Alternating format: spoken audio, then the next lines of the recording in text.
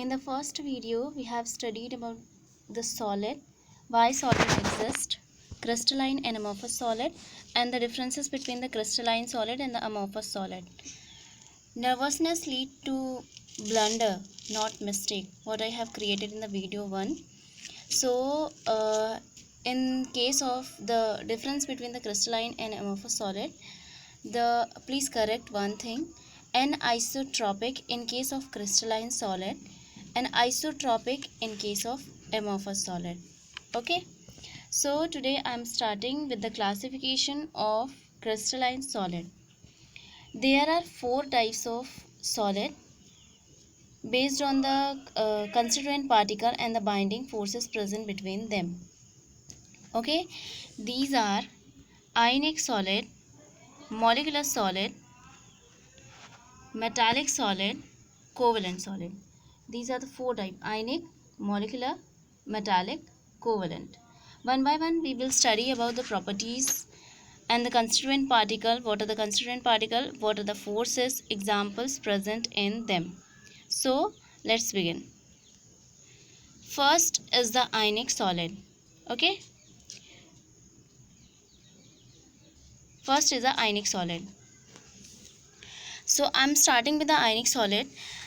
Like here it is written, in case of ionic solid, we are classifying this solid, defining the properties of this solid on the basis of constituent particle, nature of binding forces, example, physical nature, electrical conductivity, melting point, and other some important properties. Okay, so in case of ionic solid, first the constituent particle is a positive and negative ions.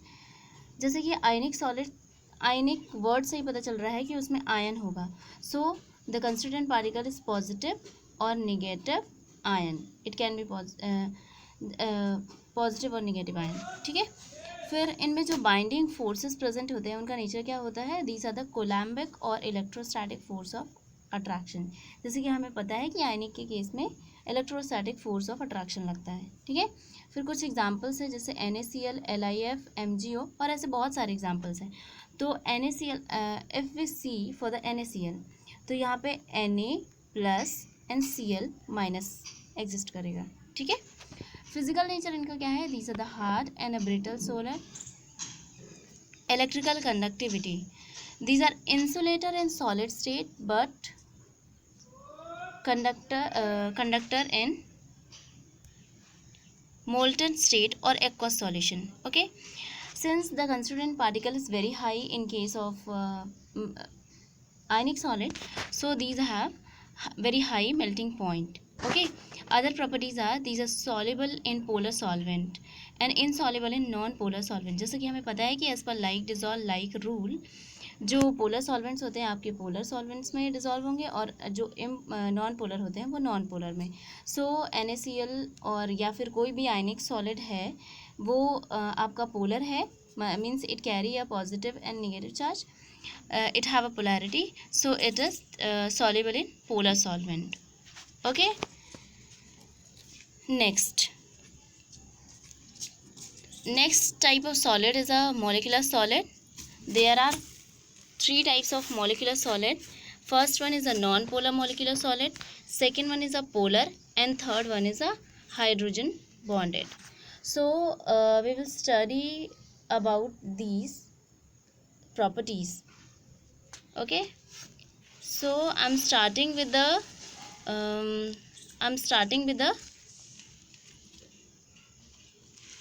non-polar molecular solid.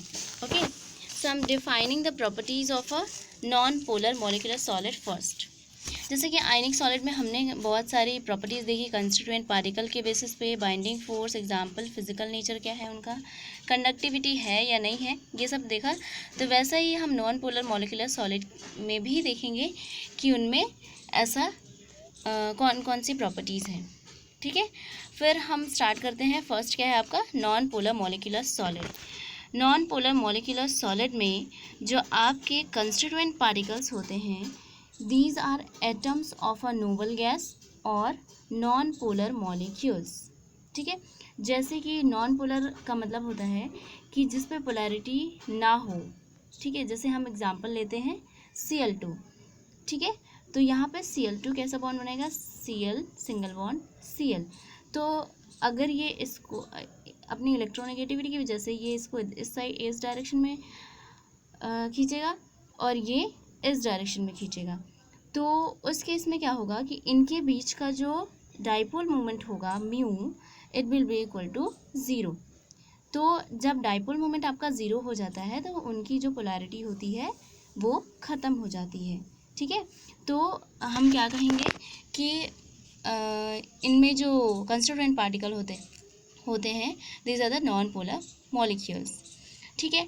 फिर next property जो हमने आयनिक में पढ़ा था वही इसमें भी पढ़ेंगे, क्या है, nature of binding force. Nature of binding force इसमें क्या होता है, nature of binding force, nature of binding force क्या होता है, these are London forces, London dispersion forces, London, एक मिनट ना, these are London dispersion forces, London, आपने 11th क्लास में पढ़ा होगा इसके बारे में, केमिकल बॉन्डिंग में वही चीज़ है सेम। तो in case of a non polar molecule here the binding forces are London dispersion forces. अब एग्जाम्पल में हम क्या ले सकते हैं, जैसे हमने कंस्टिट्यूएंट पार्टिकल इसका बोला कि नोबल गैसेस हो सकता है, तो हम नोबल गैसेस जैसे आर्गन हो गया, फिर दूसरा हमने बोला था नॉन पोलर मॉलिक्यूल, तो H2 हो गया, I2 हो गया, Cl2 हो गया, सॉलिड CO2 हो गया, dry ice methane, okay. Then physical nature, these solids are soft solid, electrical conductivity, these are insulator, and since the Lennon force is a van der Waals forces of attraction and van der Waals force are very weak forces, so these have very low melting point, okay. Other characteristics, low density and volume. Next we come to the polar molecular solid, okay. Polar molecular solid, here we go with the constituent particle first. So in case of the polar molecular solid, the constituent particles are polar molecules, okay. Like नाम से हमें पता चल रहा है कि polar molecules होगा, polar molecules are the constituent particle, okay.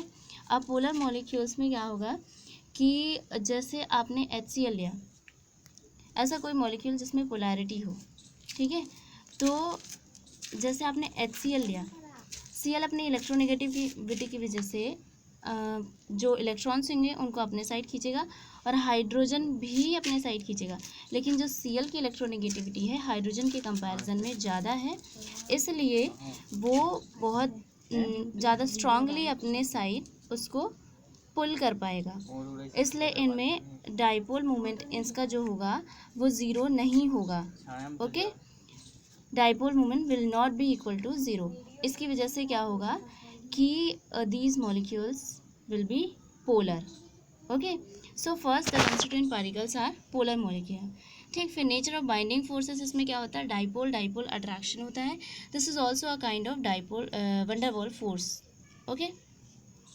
Physical nature इनका soft, these are soft solid, and electrical conductivity, these are insulator, okay, they does not conduct electricity. And then since the dipole attraction is a very low force, so they have a very low melting point, got it. Next is a hydrogen bonded molecular solid. So again we are starting with the constituent particles. The constituent particles are the molecules containing hydrogen linked to phone. What is this phone? Molecules containing, I said molecules containing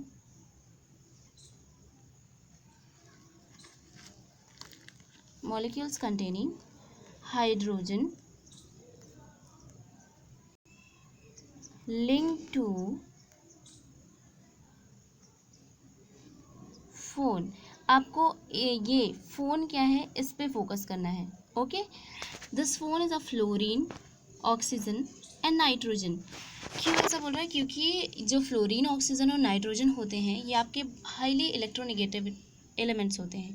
okay, तो कोई भी जो आपका hydrogen जब आपका इन सब से linked होता है, हाईली इलेक्ट्रोनेगेटिव एलिमेंट से लिंक्ड होता है, तो उस केस में आपका हाइड्रोजन बॉन्ड एग्जिस्ट करता है। ओके, सो कंस्टिट्यूएंट पार्टिकल्स क्या हो गए आपके? Molecules containing hydrogen link to fluorine, oxygen और नाइट्रोजन। ठीक, अब इसमें जो आपका नेचर ऑफ बाइंडिंग फोर्स क्या हो गया, तो आप तो आज समझ ही गए होंगे कि मैंने यहाँ पे हाइड्रोजन बॉन्डेड है, तो ये इसमें जो बाइंडिंग फोर्सेस होगी वो क्या होगी आपकी? Hydrogen bonding. ठीक है, तो binding forces will be hydrogen bonding. Okay, then next comes as usual example. Example क्या क्या होंगे? जैसे कि कोई भी ले लो, जैसे H2O। ओके, H2O, यहाँ पे जो आपका ये होगा उस पर ऑक्सीजन से हाइड्रोजन बॉन्डेड होगा। ओके, यहाँ पे एक हाइड्रोजन मॉलिक्यूल है। Okay, I am not able to draw.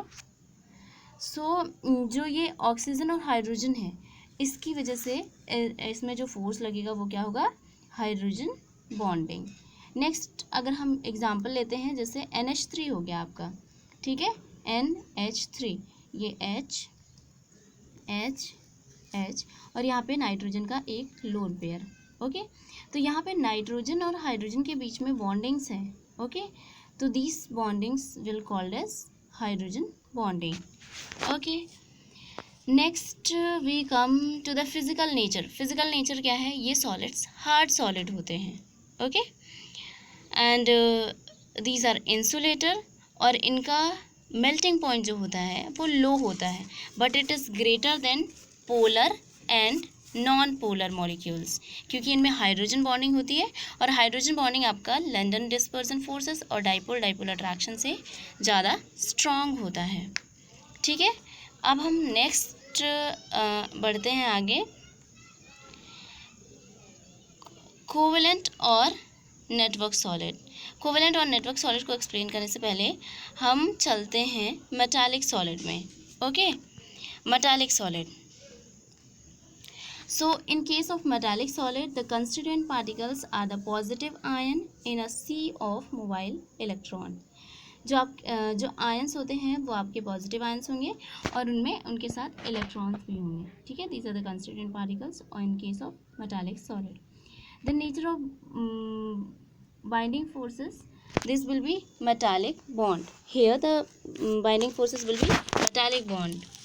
Example, all the alloys and metal, जितने सारे भी मेटल्स होते हैं आपके और एलॉय होते हैं, these are the example of metallic solid.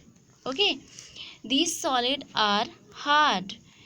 अब इनमें मेटालिक बॉन्ड जो होता है वो स्ट्रॉन्ग होता है, so these metallic solid will be hard. Okay, these are conductor in solid as well as in molten state, और ये सॉलिड जो आपके मेटालिक सॉलिड्स होते हैं ये कंडक्टर होते हैं सॉलिड स्टेट में भी और मोल्टन स्टेट में भी।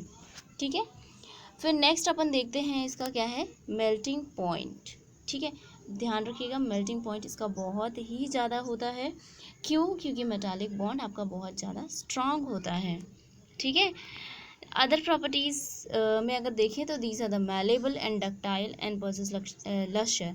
जितनी सारी भी मेटल की प्रॉपर्टीज़ होती हैं वो सारी प्रॉपर्टीज़ इसमें इन्वॉल्व हो जाएंगी, क्योंकि we are studying about the metallic solid. Okay, next we come to the last type of solid, it is a covalent solid. ठीक है, तो कोवेलेंट सॉलिड में क्या होता है? कंस्टिट्यूएंट पार्टिकल्स जो होते हैं, these are also called as network solid. Okay, covalent solid is also called as network solid. यहाँ पे जो आपका constituent particles है, these are atoms. ठीक, फिर आपका जो यहाँ पे bonding होता है, it is a covalent bonding. ठीक, here bonding is covalent bonding. Next we come to the example, जैसे carbon in form of diamond, quartz, silicon carbide, और ऐसे बहुत सारे एग्जांपल्स हैं। ठीक है, सो यहाँ पे मैंने दो रो बनाई है, एक ऊपर और एक नीचे। तो सबसे पहले हम फर्स्ट वाली रो की बात करते हैं। यहाँ पे जैसे कार्बन डायमंड के फॉर्म में, silicon dioxide quartz, silicon carbide, so these are hard. Okay, the physical nature of these solids are hard and electrical conductivity, these are insulator. Okay, these are insulator. So carbon का जब diamond के form में हम पढ़ते हैं तो वो क्या होगा, इंसुलेटर होगा, ठीक है। और इनका जो मेल्टिंग पॉइंट होगा वो बहुत ज़्यादा होता है, इट इज़ वेरी हाई। फिर मैंने नीचे वाली रो एक और बनाई है, उसमें मैंने लिखा है कि कार्बन ग्रेफाइट के फॉर्म में है, और कार्बन जब ग्रेफाइट के फॉर्म में होता है तो वो सॉफ्ट होता है, कंडक्टर होता है, और इनका जो आपका मेल्टिंग पॉइंट होता है it is very high. Okay, तो हम अभी यहाँ पे जो ये एक्सेप्शनल बिहेवियर है ग्रेफाइट और कार्बन के केस में वो हम लोग देखेंगे कि ऐसा क्यों होता है, ठीक है। ग्रेफाइट आखिर कंडक्टर क्यों है, it should also be an insulator, क्योंकि वो तो है तो कार्बन से ही बना है ना ग्रेफाइट भी, तो उसको भी इंसुलेटर होना चाहिए, बट वो कंडक्टर क्यों है, तो वो चीज़ हम लोग यहाँ पे आगे स्टडी करते हैं, ठीक है। फिर यहाँ पे देखिए ये स्ट्रक्चर ऑफ ग्रेफाइट मैंने एक बुक से लिया है, तो यहाँ पे आप देख पा रहे होंगे कि ये स्ट्रक्चर बना है, ठीक है, ग्रेफाइट का। और यहाँ पे मैंने कुछ बॉन्ड लेंथ वगैरह इनकी मेंशन की है, ठीक है, कार्बन कार्बन बॉन्ड लेंथ, और यहाँ पे जो ये आपका जो लेयर्स हैं उनके बीच का जो डिस्टेंस है वो मैंने मेंशन किया है।